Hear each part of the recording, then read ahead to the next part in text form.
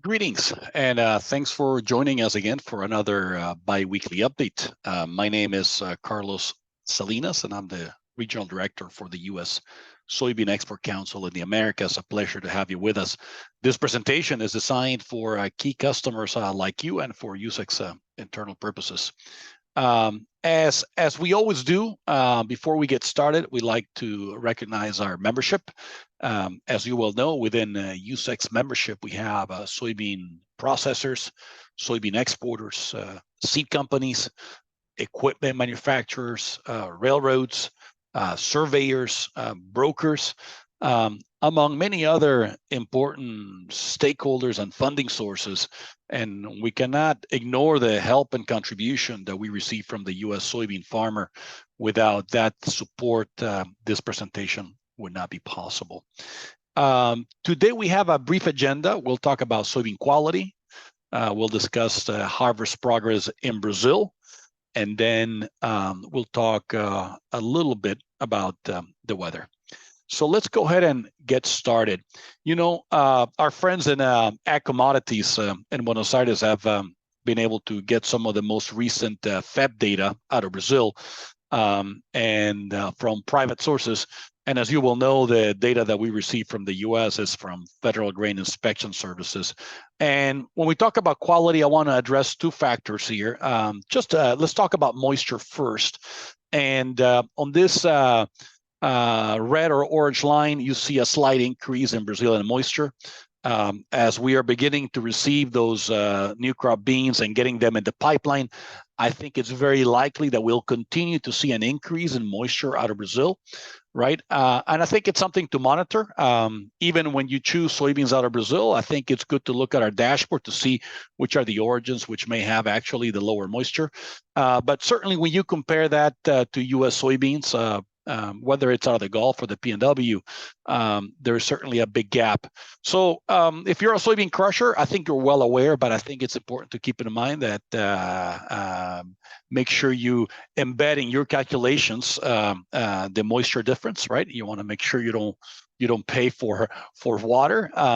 But also, if you're buying soybeans and those soybeans are going to be going in a longer voyage, I think it's critical to keep an eye on the moisture content because, as you will know, soybeans tend to degrade over time, particularly if they have high moisture and they are enclosed for long voyages to Asia, for example, right? And soybeans tend to heat up, and the damage and the heat damage will increase.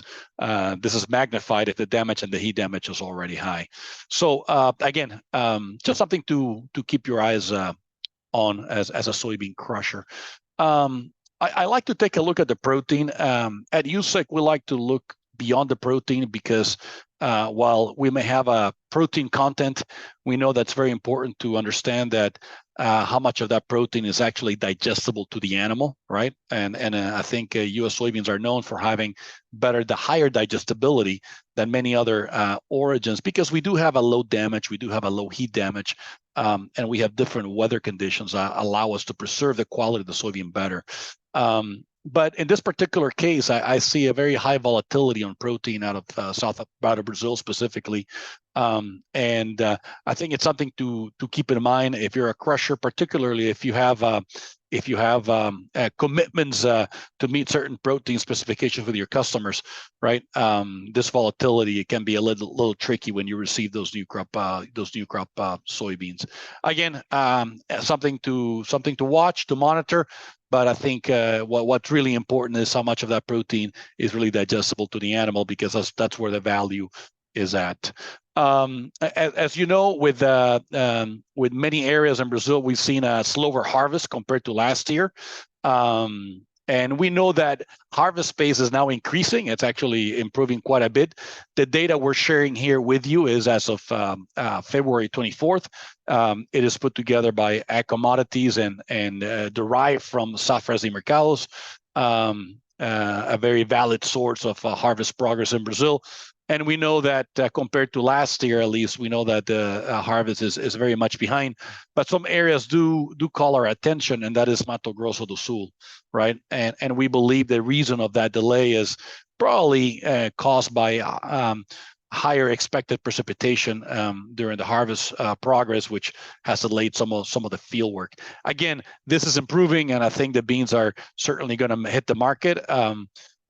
We have limited doubt that will not be the case, so I think the flow will re-engage. But we've seen this delay, and I think important to keep in mind the reason for the delay has been mainly because of higher than expected precipitation. In this map that I'm sharing with you, on the right side, you can see the precipitation anomaly from February 18th through March 4th. And while many areas in Brazil actually have seen a drought, you do have some areas like Mato Grosso do Sul, which is the state that we were just talking about. You can see how you've seen higher than expected precipitation, and even some areas of Mato Grosso, right?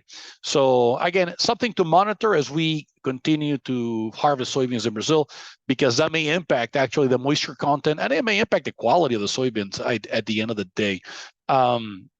When we take a look at Argentina and you take a look at Uruguay, certainly there's a very unfortunate situation that while it might be too late, still they have not received much precipitation to help improve those yields. Reason why many of the exchanges are reviewing the numbers and cutting those numbers, right?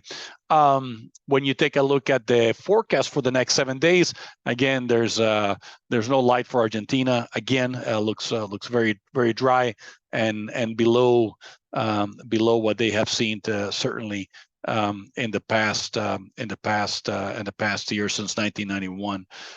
When you take a look at Brazil again looks very dry, and that is good because it means that they're probably gonna be able to get a lot more field work done. We talked about Argentina, and here's a statement from the Buenos Aires Grain Exchange, highlighting that they will likely need to revise their crop estimate of 33.5 million metric tons, and they're going to have to bring it down. I've heard different numbers from different sources and friends. The number might vary between 30 to 32 million metric tons. So we'll see how much they lower that crop estimate. But I would say I don't think there's any situation that something can materially improve that crop at this stage of the game.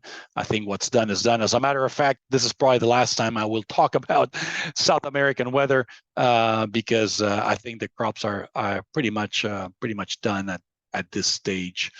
When you take a look at the industry estimates for crop sizes, I do find it a bit surprising that on average, the industry is expecting Argentina to have a crop of 36.8 million metric tons.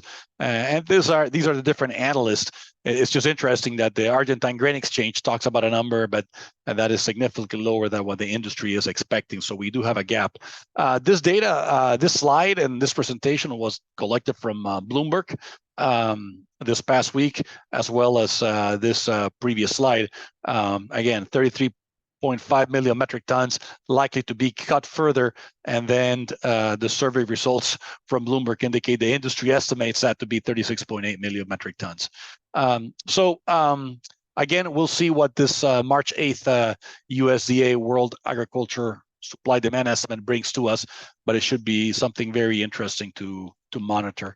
Now, as we switch to the U.S., and the U.S. will gradually begin to gain more attention as we approach spring planting. I think the conditions look fairly good. What was a concern maybe a couple of months ago, areas where we thought we may have a persistent drought, now those areas looks like drought removal is likely. The situation is improving. So we're looking forward to a very good planting season in the U.S. and hopefully very good precipitation to help support those tight balance sheets around the world. It's really an interesting situation, and as we talk about Argentina, you really have to keep in mind, where that soybean meal will come from, because Argentina is the largest exporter of soybean meal and soybean oil. And without that crop, they will need to rely on Brazil, or we will need to rely on the U.S. or other crushers around the world to offset that amount. And to offset that, you need to have soybeans in hand as well. So it's going to be a really unique scenario. I hope the information shared with you was of value.